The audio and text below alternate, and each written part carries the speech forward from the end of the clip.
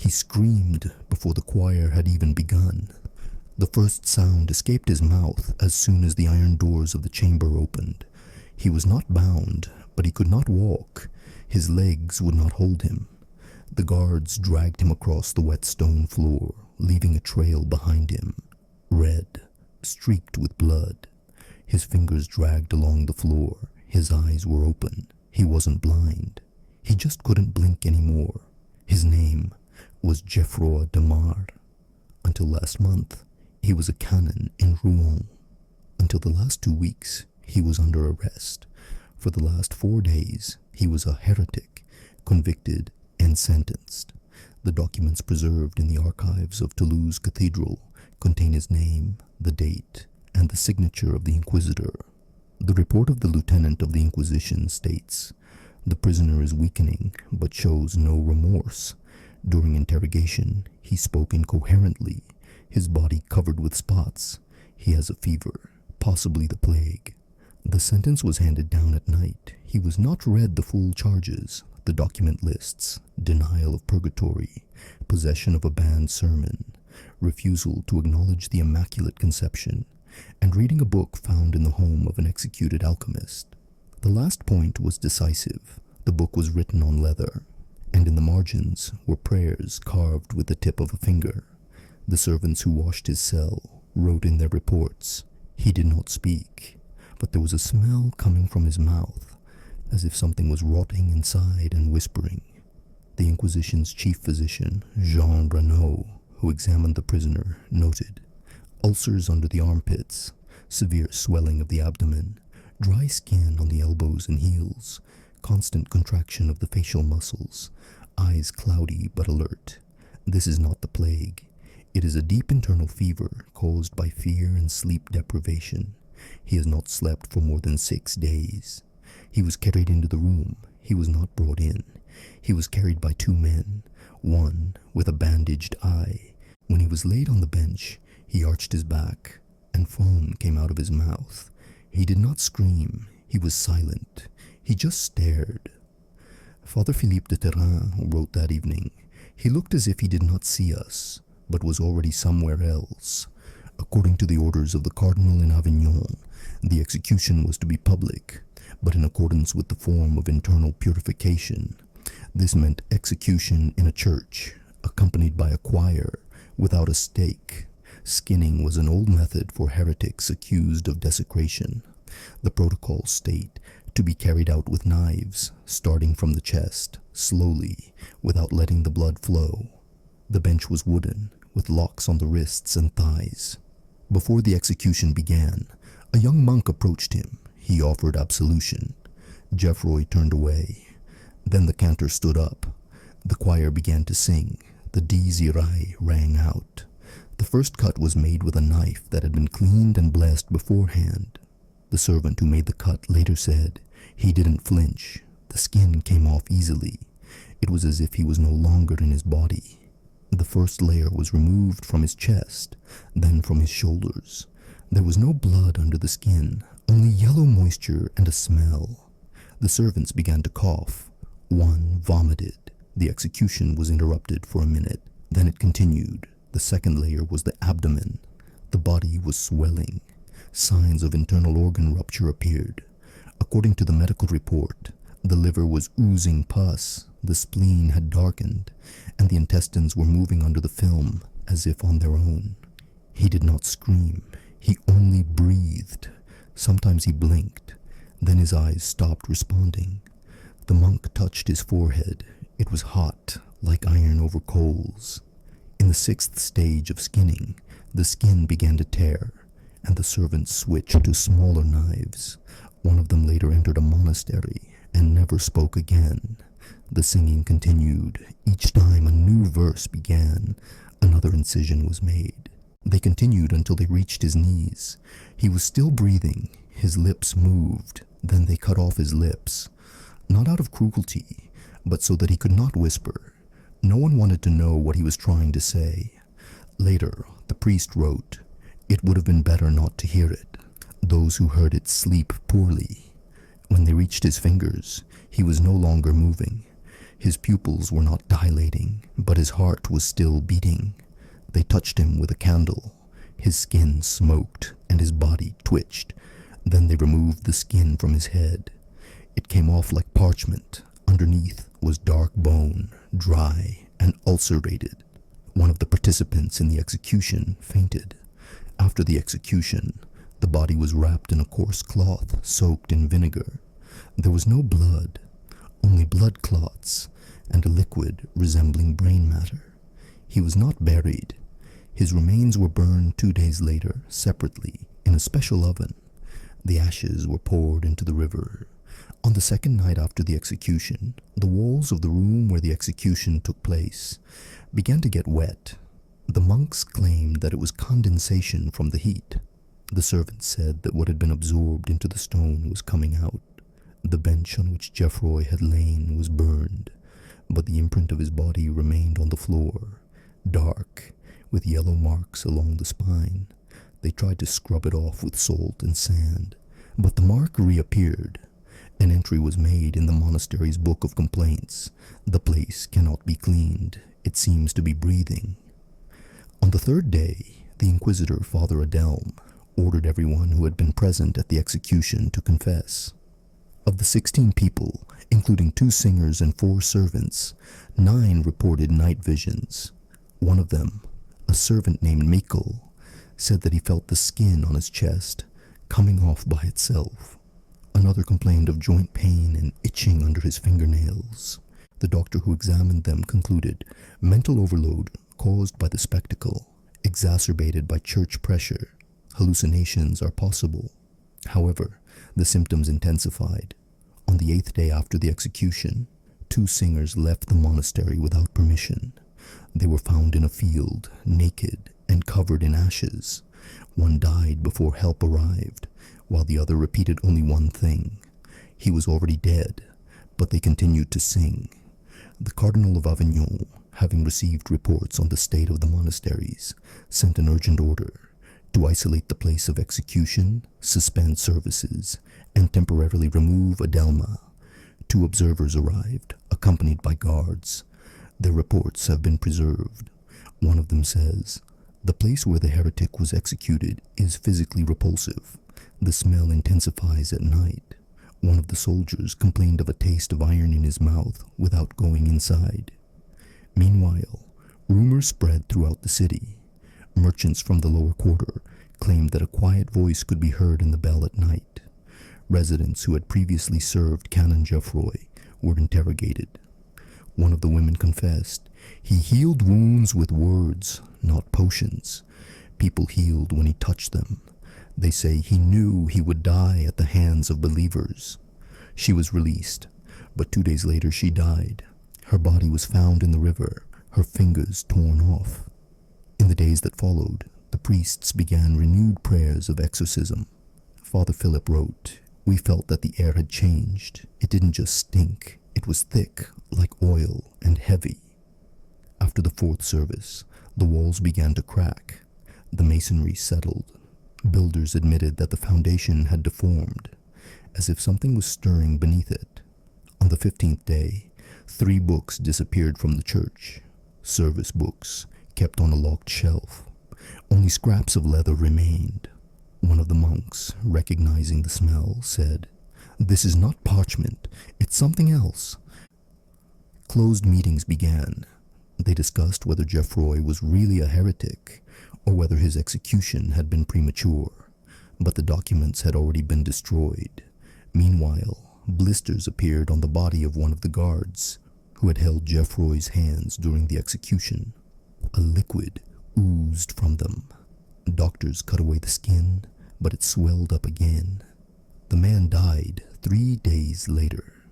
According to the autopsy report, his internal organs were destroyed as if by poison. He was burned as a carrier of disease. Cracks appeared on the walls again. The cardinal sent a letter proposing to stop all talk about Geoffroi de Mar and consider the case closed. But the monks could not remain silent.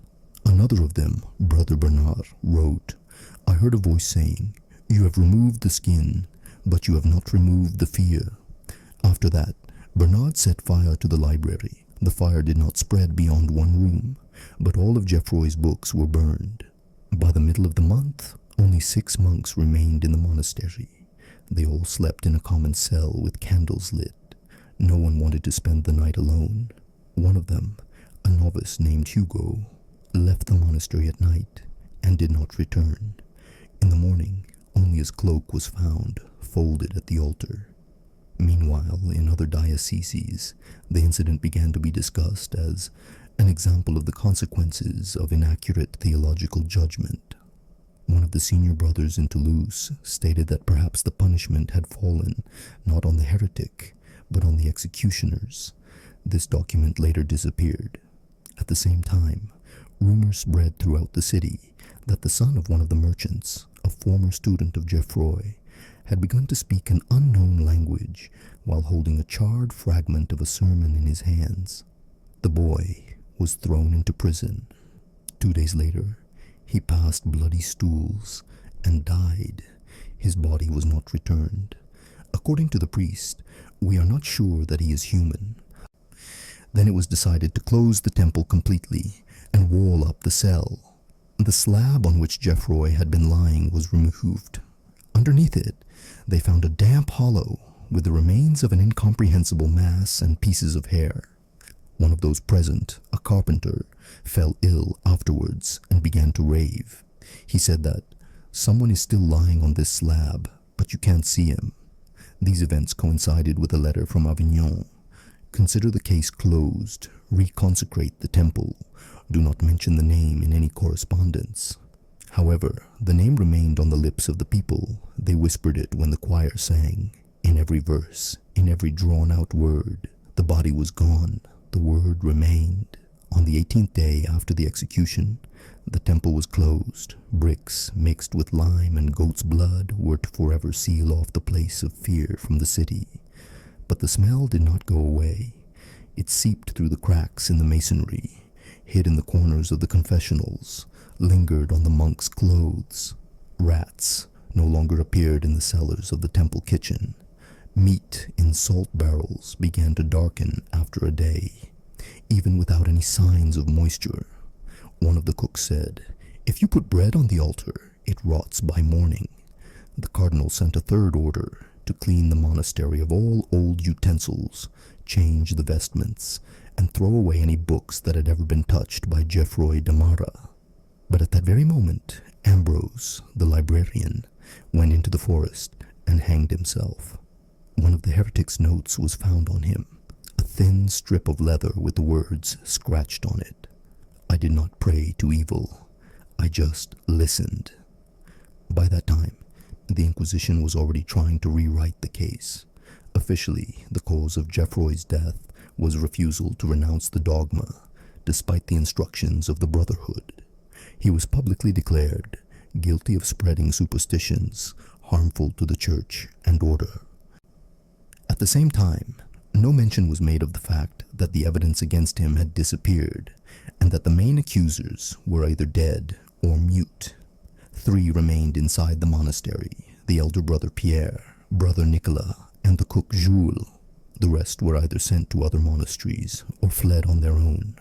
Pierre kept records, which were later found by one of the canons of Bourges.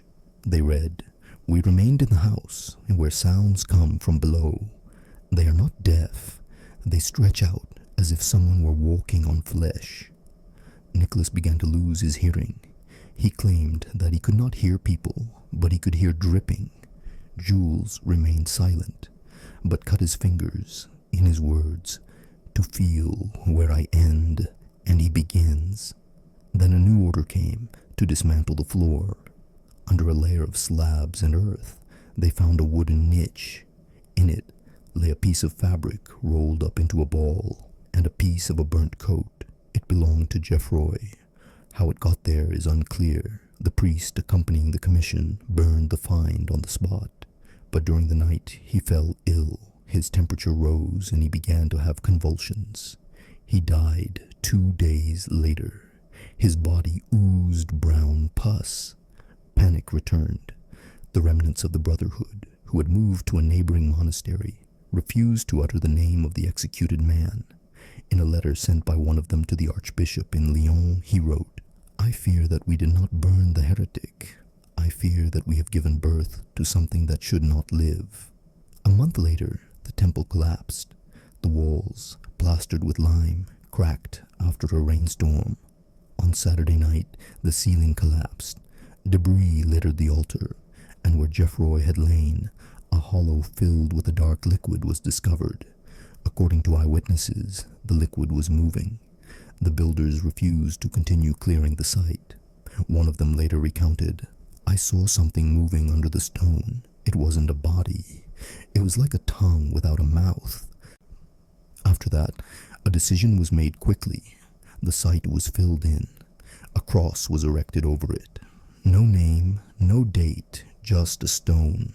A city decree prohibited anyone from approaching it.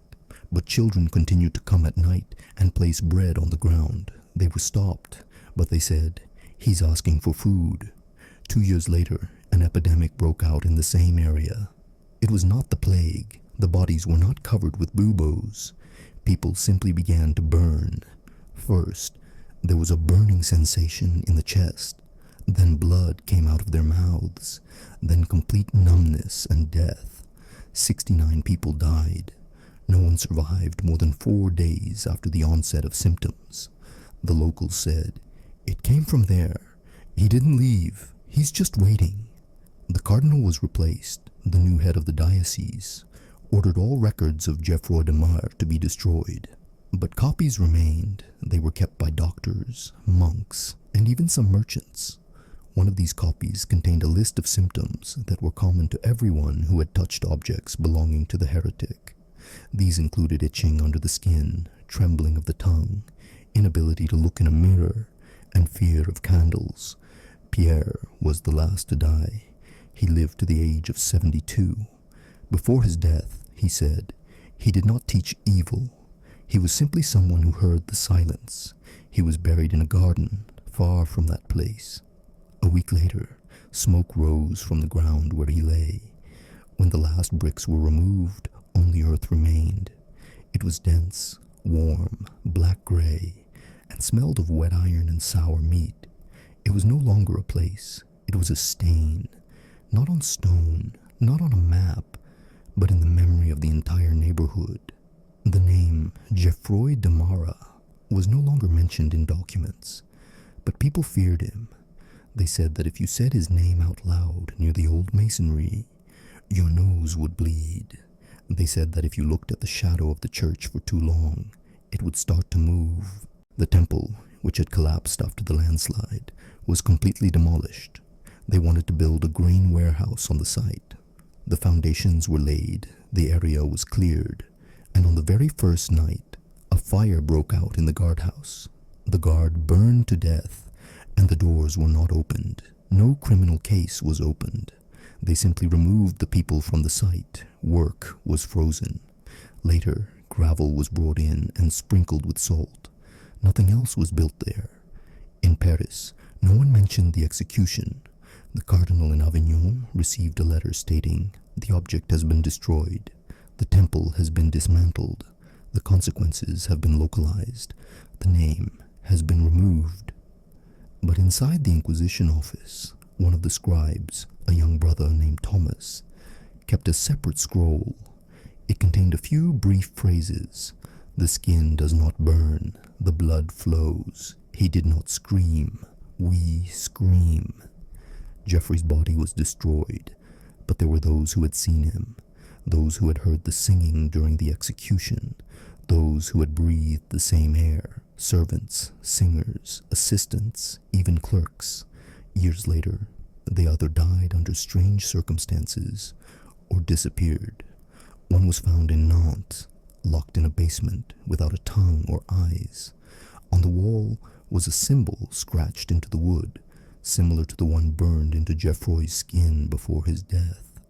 The symbol began to appear in other places, in old books, on wooden doors, even on the skin of dead children. No one drew it. It just seemed to appear, like a residue on diseased tissue. 13 years after the execution, A wave of obsession began in Rouen. Boys and girls between the ages of 8 and 15 began to speak in an incomprehensible dialect, scratch their faces, and repeat the same thing. "He is silent, but we hear him." Priests conducted exorcisms, to no avail. One child died. A black curled appendage, resembling a dried-up tongue, came out of his mouth. The Cardinal of Orléans arrived in person. He was accompanied by soldiers. He stayed in the city for 3 days, after which he suddenly fell ill. His condition worsened. He began vomiting black slime, and his skin peeled away from his fingernails. He died on the 4th day. A note found among his belongings was confiscated. Servants said that before he died, he whispered, "His soul remained in his skin, and we burned the skin too soon." After that, Rouen was declared a special surveillance zone. On old maps of the time, the area of the monastery is marked as a former place of execution, but without a name. No streets, no squares, only emptiness. None of the churches built later there were successful. People did not come. Trees did not take root. The land remained bare. Of those who had sentenced Geoffroi, only one survived, a former archdeacon named Laurent. He was found 20 years later in a southern monastery, almost in seclusion. He was mute, emaciated, sitting in a windowless room. The words, "I was there," were burned into his chest. He could not speak. He only moaned when the priest brought him light. A century later, historians investigating the execution attempted to reconstruct the chain of events, but most of the documents had disappeared. Some texts seem to have been cut out. The archives of Toulouse, Bourges, and Avignon are empty. Only fragments of letters, servants' testimonies, and excerpts from medical treatises remain. One of them says, "Skinning can cause a break between the body and consciousness, but if consciousness is stronger than pain, it remains, even in the air." The site of the former monastery is now a wasteland. In the center stands an obelisk with no inscription. At night, locals avoid it. The elderly say, if you listen to the silence for a long time, you can hear something without legs or skin walking on the stone. Thus ended the life of Geoffroi de Mar.